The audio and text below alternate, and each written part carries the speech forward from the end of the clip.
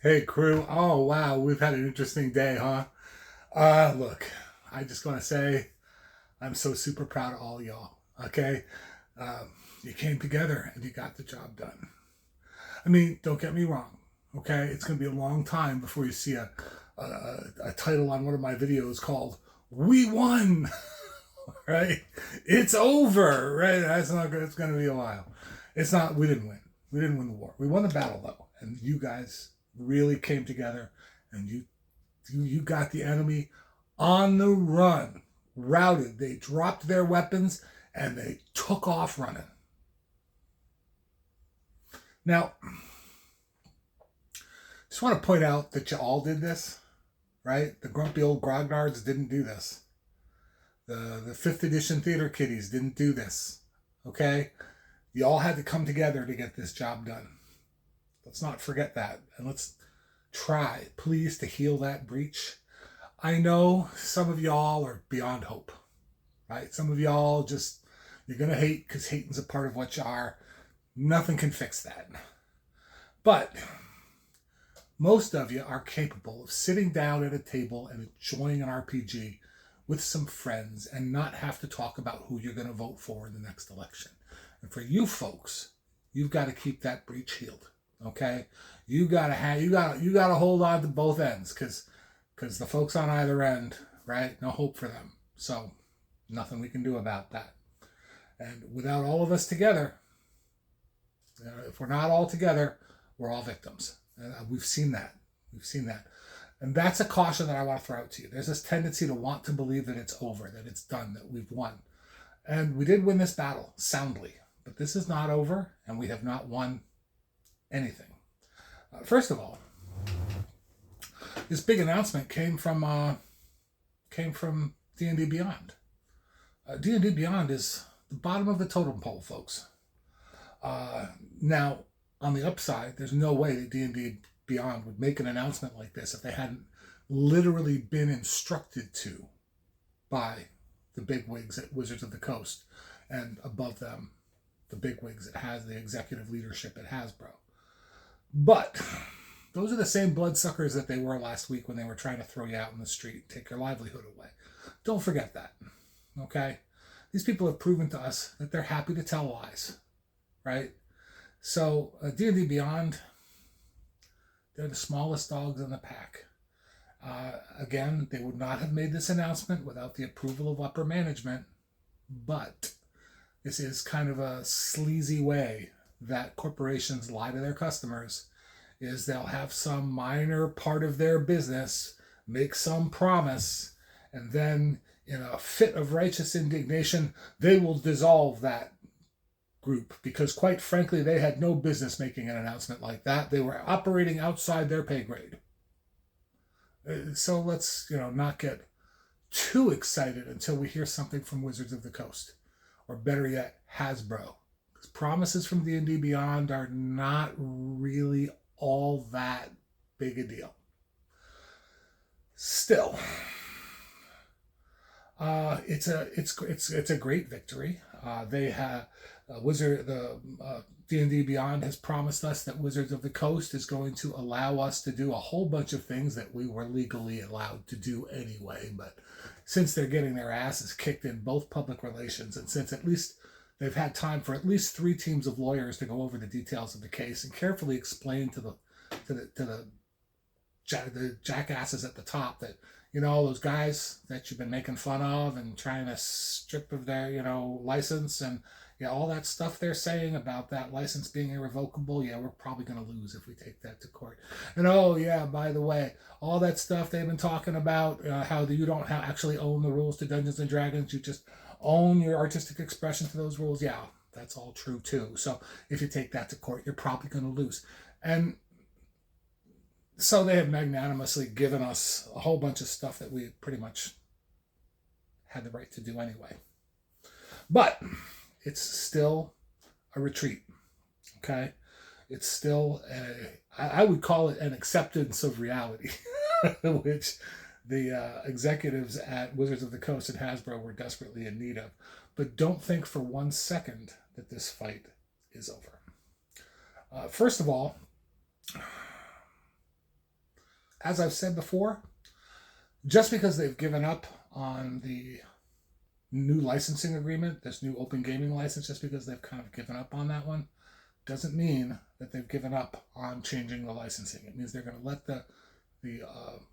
they're basically going to they're going to respect their legal obligations. They've accepted that 1.0A is not revocable, and they're going to allow us to continue to publish using it, at least until they can figure out a way to not let us keep using it.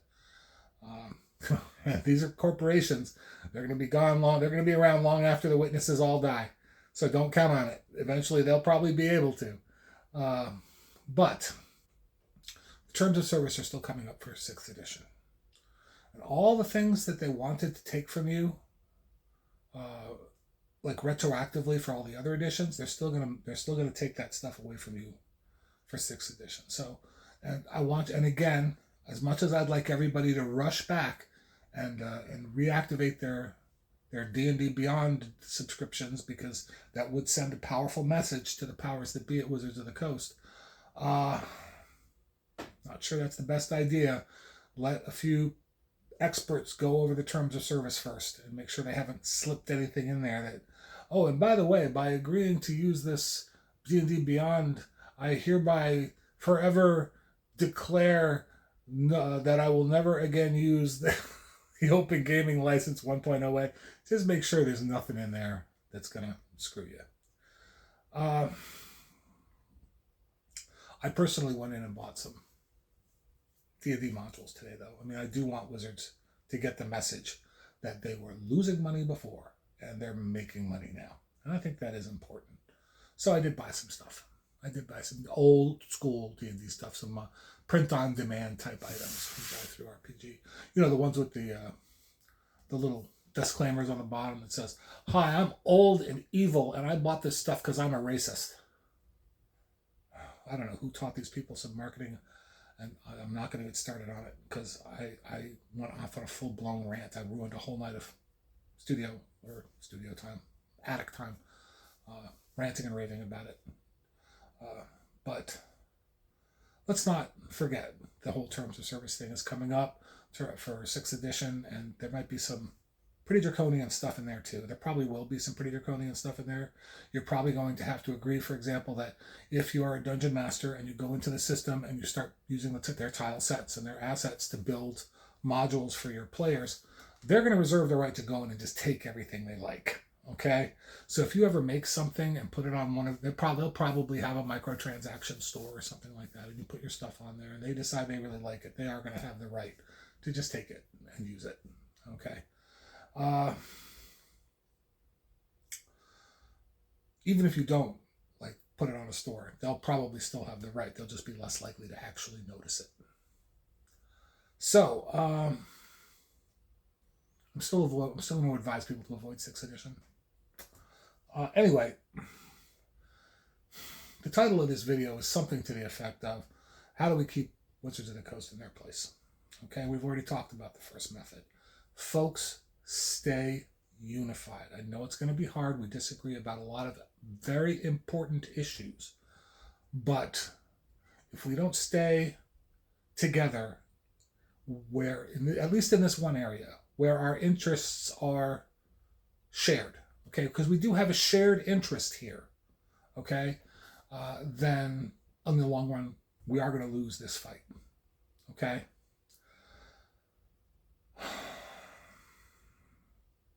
That's the first step. The other step's a little trickier, okay? I think we have learned the hard way over the last few weeks that we as a gaming customer base have become altogether too dependent on one game. That is a huge problem. So what I'm going to recommend is that we change that. I'm not saying to run off and everybody switch to Pathfinder. It is a better game. Y'all should at least give it a try. But that's not what I'm saying here. You love 5th edition, keep playing 5th edition. Stay loyal, to the game you love, play the game you love. Great. But I think we need to at least make ourselves a little bit more open to the prospects of other things, new things. Now, I realize how hard this can be. I've been a dungeon master for 45 years, okay? I've started with the original Dungeons and Dragons with the little brown books and the little white box, okay?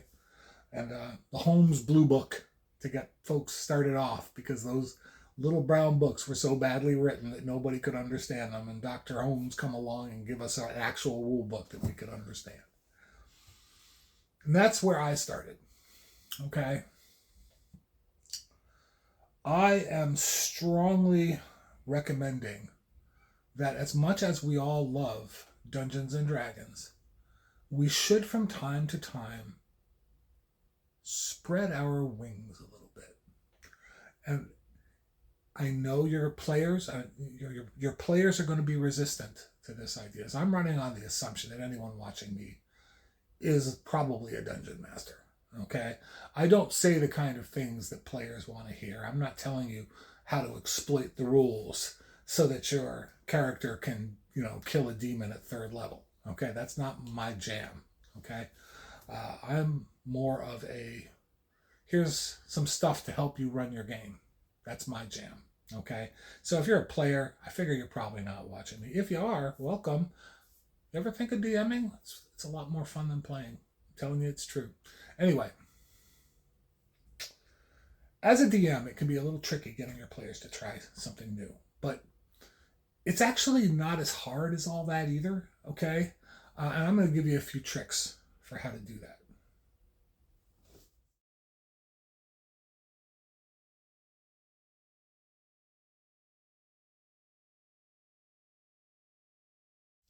There are dozens of games that are not Dungeons and Dragons. Dozens of great games that are not Dungeons and Dragons. And in fact, there are dozens of Dungeons and Dragons games that are better than Dungeons and Dragons. I know this is going to upset some of you. 5th edition is not really the best game. It's not really the best version of Dungeons and Dragons. There's been a lot better, and there are better games out there that do the same thing. So let's take a look at some ways that we might be able to get our players to diversify their interests a little bit. Now, the first thing you want to keep in mind is don't throw your players straight into the deep end of the pool. They're not going to have fun. Don't just say, from now on, we're playing a different game. They will make it a point not to enjoy that game, and they will complain about it, and they will not have fun because they've decided to not have fun. Doesn't work, okay? When you're weaning your players off of a system that they love, and that's pretty much every Dungeons and Dragons player out there, because let's face it, the people who play that game love it. And that's most of the people playing role-playing games these days. There's a whole lot of people. You ask them, what is your hobby? They say, oh, I love role-playing games. You say, oh, really? What games do you play? And they say, 5th edition Dungeons and Dragons. Okay?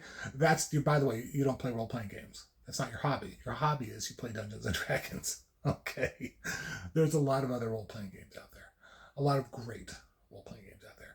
Now, to get other people to try these other games rather than just try to get them to start a new campaign with you. And I realize that we're dungeon masters and we love the idea of campaigns and we love to build worlds and universes.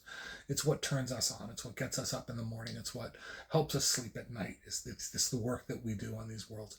And that is very conducive to the creation of a campaign and not just a one-shot adventure. Don't do it.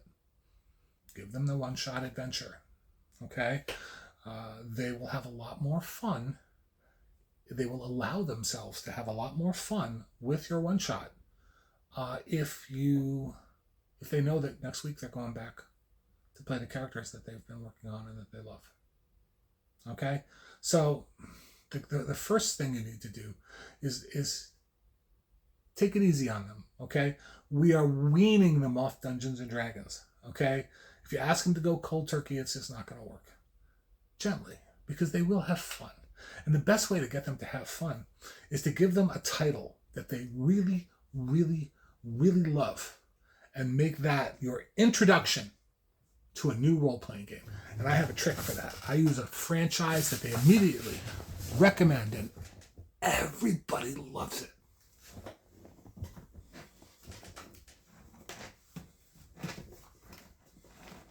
Ooh. Sorry, big book. Here it is. Oh. I have at least 4 copies of this. Star Trek, the role-playing game. Everybody loves, not everybody loves Star Trek. I'm lying to you. I just wanted to show off my fastest Star Trek books because I've got a whole bunch of them. If there are any Trekkies out there, the old Fawcett game is awesome. Way better than Star Trek Adventures. Sorry, guys. I'm not buying any more of your silly dice. You're not worth it. You're not that good. Okay, so what really works, what people really want, is Star Wars. Okay, I've never met a gaming group that didn't have a great time blasting away at stormtroopers for a night. Okay, it's just fun. It's quick, it's easy, it's a simple rule set. Now, this is the older rule set, and we have a very similar problem with this and the new Star Trek games. Okay, look, I like this game better. Be really blunt with you. This is probably the closest thing to a perfect role-playing game that I've ever played. Okay? This game is easy to learn, hard to master. The rules are simple, but they're comprehensive and they're consistent, and they use it's a D6 system. So how do you put this? You're on a nice cozy bell curve. Whenever you make a roll, you have a pretty good idea what your odds are of winning. Okay, so it kind of makes gaming a little bit more, I won't say mathematical, but a little bit more consistent. Now, this is the guys that invented the exploding dice, so there's always surprises out there waiting for you, right? You roll a 6 on the right die, you get to roll it again. You roll a 6 on it again, you get to roll it again, and the numbers keep adding up. So even a very low-level character can miraculously perform something amazing, but it's not very likely, right? The new game isn't bad, okay? I'm dissing the new game too much, okay? The same for Star Trek, really. I'm dissing it too much. One of my big bones with both of those games is I don't like the way they use specialized dice, okay? I don't like, what do they call it? Dice piling, or whatever they call it. That particular game mechanic where you throw dice and you count successes and fails. Not my bag. And I don't like the kind of partial success, partial failure, success with a complication. Okay, I can see how a lot of players and DMs like those types of dynamics because it does provide them with opportunities for storytelling. But if you've been watching me for a while, you know that I am not a big fan of storytelling as a game mechanic. Don't like it. Doesn't belong in the game. Doesn't belong in my game. Okay? It's not my job to use some kind of storytelling mechanic to fudge the die rolls, to fudge the results of the die rolls. Okay? I want to see if you succeed or fail. I'll allow for a critical success or a critical fail, provided it has a mathematical and not narrative result. Okay? I play a lot of games that use criticals, but I don't play games where that critical is simply a storytelling element. Oh, you succeeded, but there's a complication, but the dice aren't going to tell me what the complication is. I'm just going to make it up in my head because I'm the dungeon master. I have the godlike power of making up story elements in my head. That's not the kind of campaign that I personally run. A lot of people love it. Okay? No, not my style at all. Okay? I don't consider myself a storyteller. I consider myself a dungeon master, an arbiter of the rules, an arbiter of the setting around you. And the more you make me make things up, the less fair, not even fair, what's the word I'm looking for? The less real the results of the games become. Okay? When you succeed, I want the success to be yours. And I want you to know that it's yours. And when you fail, I want you to take responsibility for that failure. I don't want you to think, well, you know, we may beat the module, but it's only because Kenny gave us a really generous complication on that last partial success. No, I want you to own that victory or that failure. That's on you. Okay? And if I have the power to make things up, yeah, I don't particularly like those types of games. But if you do, the newer Star Trek and the newer Star Wars, those will cut it for you.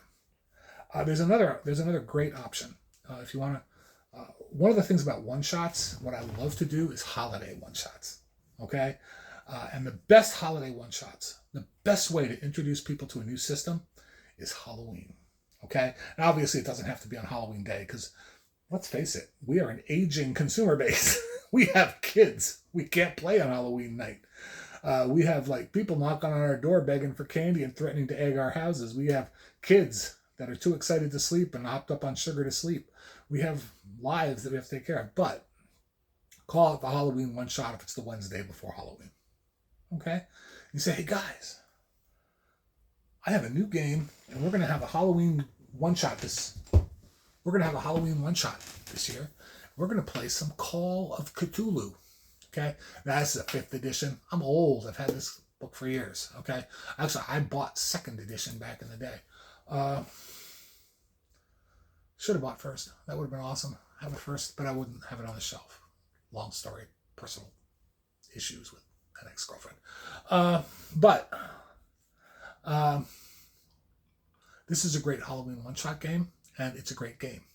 So if you pull your players in for a Halloween one-shot and give them a chance to save the world from Dread Cthulhu, or, you know, a chance to fail, because that happens sometimes too,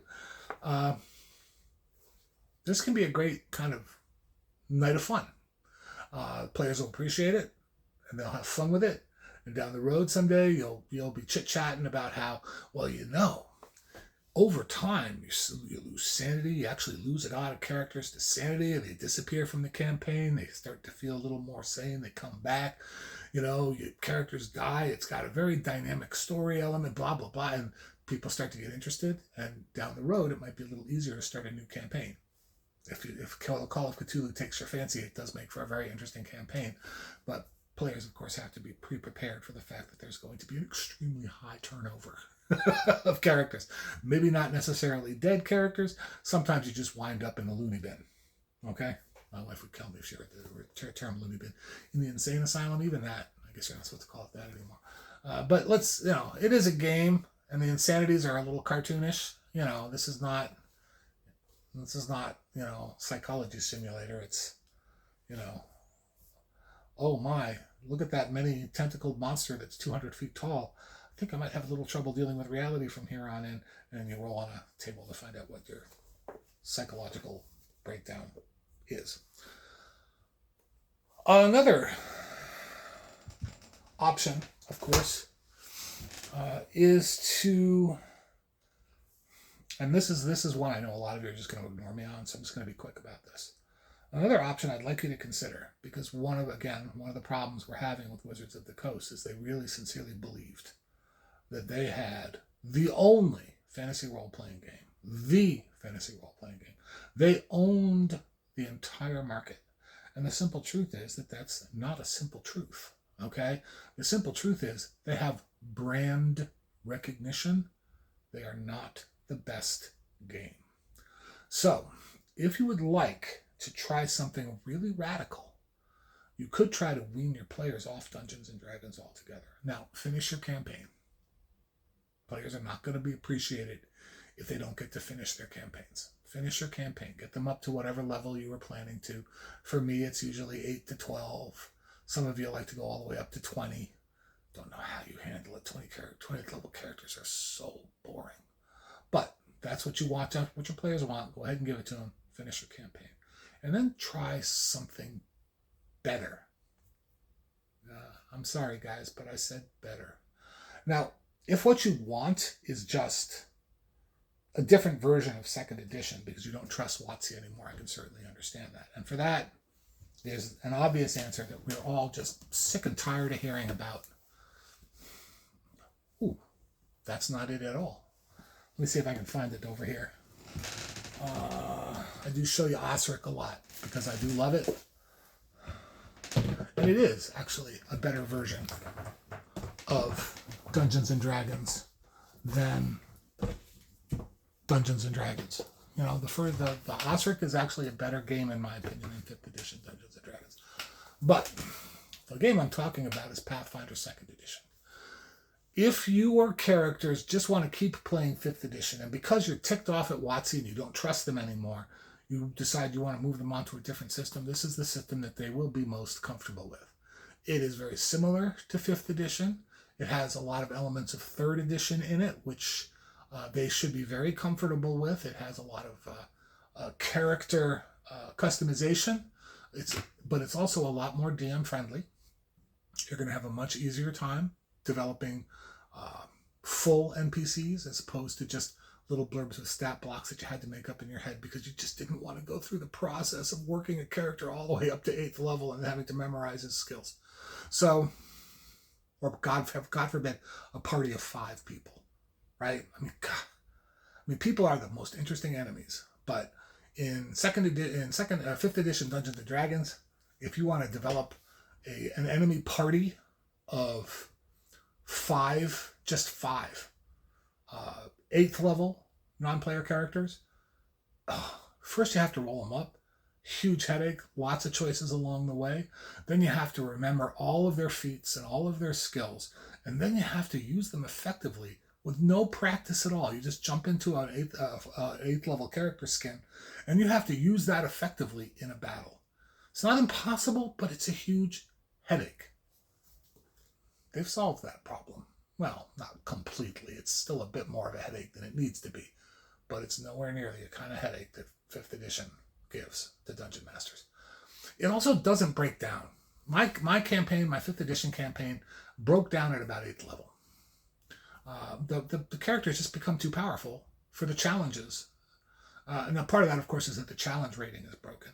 But that doesn't do you a whole lot of good. The challenge rating being broken doesn't help. You know, you can't just say, oh, sorry, you didn't have fun tonight, guys, but the challenge rating's broken, right? If you take too many liberties with it, you could wind up with a TPK. If you don't take enough liberties with it, you wind up with a boring game. Again, not DM friendly, DM friendly, okay? So, Pathfinder 2nd edition is your choice. If you just want to get off D&D, for the sake of getting off D&D, which I totally understand, because again, there are better D&D games out there. There's OSRIC here, okay? If you want to go totally old school, there's OSRIC here. This is basically a Retroclone of 1st edition D&D. By the way, I'm going to put links for all these titles down below. So if you want to acquire them or just look at them, go ahead and check out the links below. Right. Now, for your initial one-shot, you're going to want to try something different. There's a lot of different things you can go with. Western. A lot of players love a good Western one-shot.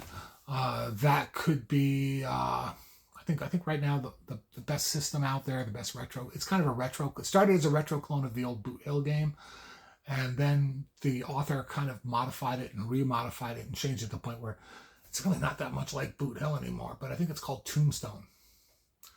Yeah, Tombstone. That's what it's called. He still calls it an alpha, but he hasn't worked on it in a long time. So I think it's done. But it's a good game. So you might want to give that an evening's play. I have a friend, calls himself the Basic Expert. He's got his own YouTube channel. I'll pop a link for that down below too. And he actually wrote Cowpunchers. I think now it's called Cowpunchers Reloaded. I haven't read the Reloaded rules yet. I read his original rule set. Very simple, just 12 pages or something like that. Really good kind of rule system. Really simple, really basic, but it had a lot of fun variables in it that allowed you to create a good campaign. The new system, I haven't really had a chance to take a look at it, but apparently it's got a lot more source material, more weapons, more Dungeon Master kind of background information on the Old West. And it looks like a great, I mean, if it's anything like the original game, that might be a way you want to look too if you want to do a Western.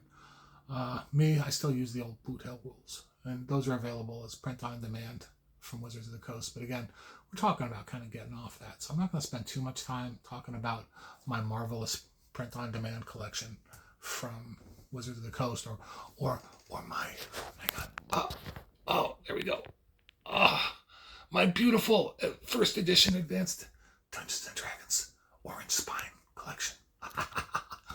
No, so moving on.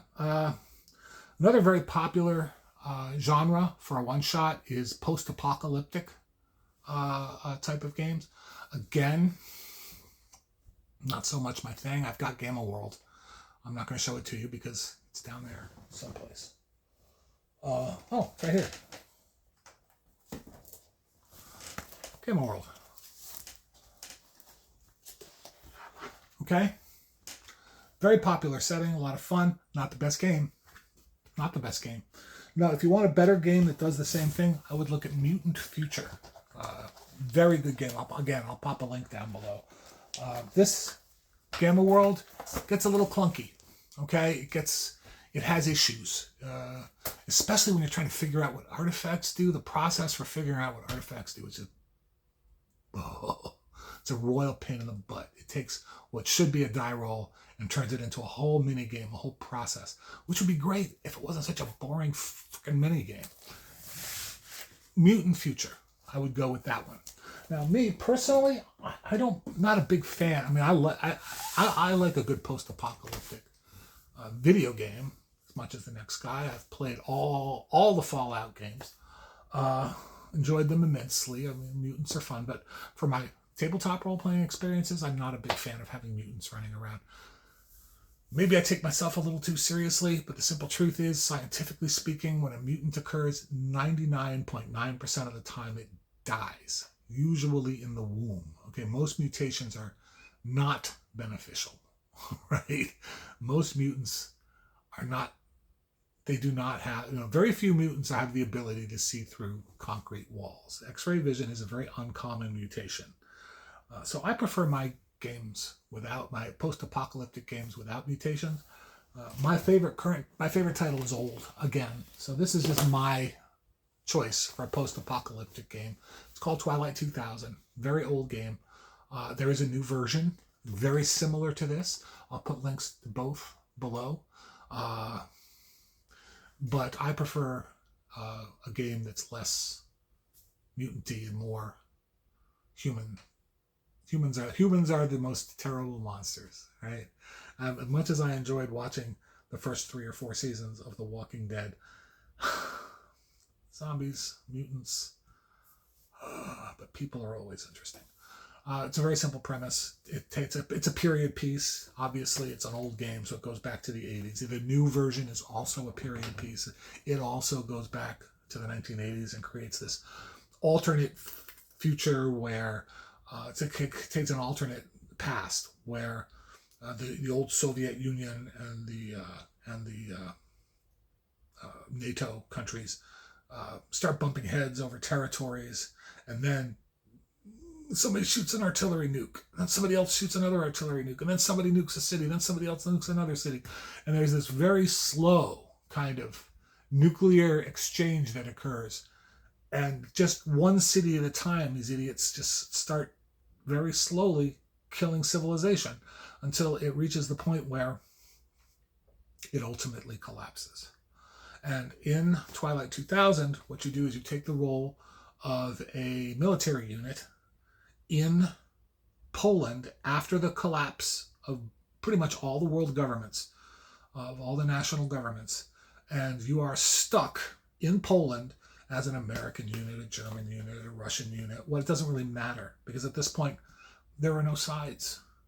Everybody's just fighting everybody else for food, fuel, ammunition, weapons. Nobody cares about what side you're on anymore. Although it helps to be Polish because it's a lot easier to talk to people. Anyway, Twilight 2000, there's a modern version available. Links below to all of them. Post-apocalypse, mutant future, good one shot. once you've done a one-shot, once you've done a few one-shots, people will be much more open to the idea when your campaign ends. And like I said, finish your campaign. Okay? Finish it. Throw these one-shots in until the campaign ends. But finish your campaign. Your players deserve that. They've trusted you this long, and they want to finish the campaign. So finish it. But throw in these one-shots as you go. And when you're done, it's time for you to start your first campaign. Now, your first non-Dungeons & Dragons campaign. This is going to be so much fun for you as a dungeon master. You have been tied to the same rule set, the same tropes for so long that this is going to be just a pleasure for you, okay? Ride it as long as it stays exciting, okay? My first non-Dungeons & Dragons campaign was a game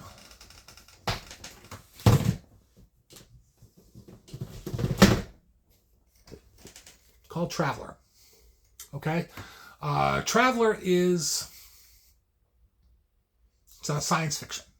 Distant future. It's its own kind of universe. And it is one of the most versatile role-playing games I've ever played. I love this game. Not only does it provide you with a background to create your own science fiction campaigns, and they're long-running, procedurally generated campaigns, which minimizes the amount of work you as a dungeon master have to do. Even the process of just getting from one planet to another can be very exciting. And the price of entry is ridiculously cheap. This is classic Traveler. The original publisher, Game Designers Workshop, has gone out of business, but the rights are still held by the original creator, and he's doing business now under Far Future Enterprises. And you can get a CD-ROM with the core rules, all the supplements, all the adventures, everything that he's ever published for this rule set for $35 as of today, as of filming, $35 on a CD. Now, it's a PDF. You have to, pay the price for PDF. If you want a hard copy, you do what I did. Go to Drive-Thru RPG and get a print on demand. This is the first 3 books combined into a single volume, the Traveler book. There's another really cool book called The Traveler Adventure, which again is a whole bunch of adventures combined into the old classic adventures combined into one book. But you also can get all the old adventures just by, for a very low price point. Now, of course, this is a one-shot. If you want to jump straight to the modern rules, you can do that. There are some advantages to the modern rule set. Your call. I love this game. I know y'all are probably a little weirded out the fact that I am actually actively playing a modern rule set. There's nothing wrong with modern rules. The problem is modern rules that aren't good. There's a lot of those. Okay. Dungeons & Dragons 5th edition, in my opinion, being one of the more relentlessly mediocre games on the market. This, however, has really, really picked up the Traveler ball and run with it. This is a touchdown right here. You have a lot of other choices, but that would be my recommendation, would be Traveler for a campaign. My personal love, and because it has such a lot of rich existing background information that you are allowed to completely ignore. It's also got the processes that you need to procedurally generate everything online. Okay? So, another option would be Star Wars. By the way, with the Star Wars, they make for fun campaigns. You have more choices than I have offered you. There is a D20 system for Star Wars, which I don't like at all.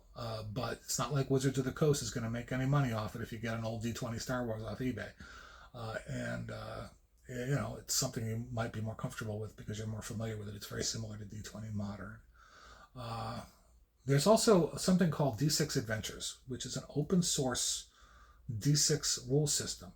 This is the same person who designed the original Star Wars, the one I showed you.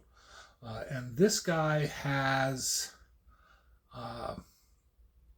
basically created a generic rule set, which, and I'll put all the links down below, but there's a website. I don't remember the exact. I don't use it much because I've got a bunch of the source books, so I don't really need it. And I don't run. I run all my campaigns Rebellion era, so all my source books are Rebellion era. So I don't really need to access it very often, but I think it's swrpg.com. And it has all of the stats for all the characters, all the vehicles, all the spaceships, all the aliens, everything, all of them.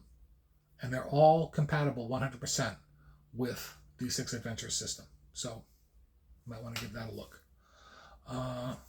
So you got Star Wars, you got Traveler for science fiction, Call of Cthulhu, again, makes a great campaign if your characters are up for that kind of thing. Or you can go back to something more classic, D&D-esque. Again, you do not have to play D&D to play D&D. I know Wizards of the Coast doesn't want you to understand this, but it's true. And part of breaking their icy grip around the gaming industry is the idea that maybe you should try some other things and see if they're better. My favorite. Okay, this is currently my favorite fantasy role-playing game, bar none. Castles and Crusades. Old school feel, which is important to me. New rule system. Okay? This is a modern rule set that gives you an old school role-playing experience. Castles and Crusades. Basic fantasy. OSRIC, the one I showed you earlier. OSRIC, where are you? Come up here. Front and center. Okay? OSRIC. First edition, BX edition, Retroclones. Both better games than 5th edition. I know it's hard to believe, but it's true. In those games, they had a totally different, in the old school, we had a totally different philosophy of the function of a role-playing game. Role-playing games required you to actually role-play. Okay? There was no persuasion skill. There was no intimidation skill. There was no diplomacy skill. When you wanted to engage in one of those activities, you had to role-play it. Okay? There was no perception skill. If you wanted to search under the thin layer of leaves on the floor, you had to say, I'm going to search under the thin layer of leaves on the floor. You didn't get to make a perception roll and just, oh, look, you magically found a tripwire under the thin layer of leaves on the you don't it's a totally different philosophy of a role-playing game. In the old school role-playing games, you actually had to role-play. You had to pay attention to the dungeon master when he explained things to you, and you had to actually interact with the world around you. You couldn't just roll some dice and get the answers magically handed to you. Okay? The only function of the rule set itself in an old school role-playing game is resolving combats. That's it. That's all it does. That's all it's for. There's a few specialized skills that came out with some of the later classes. The OD&D classes didn't include thieves. Didn't include rangers. So there was no tracking skill. There was no picklock skill in the original game. Now those things did evolve slowly over time, but the basic philosophy of if you want to role play, you have to role play never changed. Okay? So if you want to try something a little more old school and you want to play something besides D&D, try some D&D. Right? Try some of the old stuff. You can get a copy of Basic Fantasy. Where'd that go? Do I have a copy of Basic Fantasy here? Let me take a look at my big old bald head. I do have a copy around someplace. Can't honestly say where it's... here it is. Where it's run off to. Okay, this is the Basic Fantasy role-playing game. This is basically a retro clone of BX. You can get this hardcover book for $6, I think, on Amazon. He sells them at cost. He doesn't make any money on these. He sells these at cost. He also has a huge number of Chris Gonerman is his name. He also has a huge number of supplements and modules and things like that. And they're all available in hardcover at similar prices. $4 or so for most of them. $5 for some of the bigger ones. And they're all available on his website for absolutely free. Okay, you can get anything he's got published on hard copy, you can get for free just by downloading it off his site. This is a guy who does what he does because he loves it. Okay, that's why he does what he does.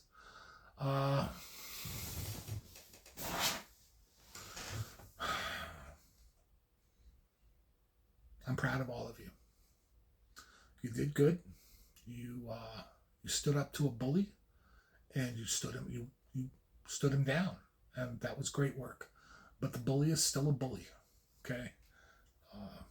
Cynthia Williams is still in charge of Wizards of the Coast. She still wants what she wants. That has not changed. It's not going to change. You'll notice that what they've done is generously offered to give you a whole bunch of stuff that you already had anyway, right? Oh, we are going to release the system reference document 5.1 into the Creative Commons license. Yeah, because you don't own those rules in the first place. You never did. You owned the artistic expression of those rules. That's all you ever owned. It's all you ever will own. You never owned the mechanics behind 5th edition Dungeons & Dragons. You never owned the mechanics of any of the rules you have ever made. Hasbro does not own the rules to any of the games it produces. It only owns the artistic expression of those rules. And of course, it has the manufacturing capacity to make and distribute them in a cost-effective manner. But you don't own the rules themselves. You never did. So telling us, oh, look how generously we're giving you these system reference documents is nonsense. You're giving us something we already own. Okay? Stop with the nonsense. The extension of 1.0A is to be celebrated. I'm going to go downstairs right now and have a tequila. And then I'm going to come up and edit this video. But this fight's not over. You'll notice they had an option. They had an option here that would have made them even more popular. They could have re-released 1.0B and added the word irrevocable, but they didn't do that. Okay? And they didn't do that for a reason. They're going to come back for it. They're going to wait until, we've forgotten, right? And they're going to come back for it. It's in time. They're going to come back for it. You can bet on it. Because the people that were in the room and said, what are you talking about? We wrote this thing. This was meant to be irrevocable. That was our intent. Well, that's legally binding. And someday those people are going to die. And then Wizards of the Coast can come back again and revoke that license. So keep that in mind while you're building your businesses. This is an empty promise from a subsidiary of a subsidiary who still wants to do it. Okay. This is a public relations move. They've realized if they do this, they're going to lose money, and that's why they're not doing it. Okay. And keep that in mind. They're not doing this because they're nice. They're not doing this because they care about you. They're not doing this because they care about Dungeons and Dragons or their stewardship of open gaming. They don't care about any of that. They're backpedaling because you made it clear to them that if they did this, they were going to lose money.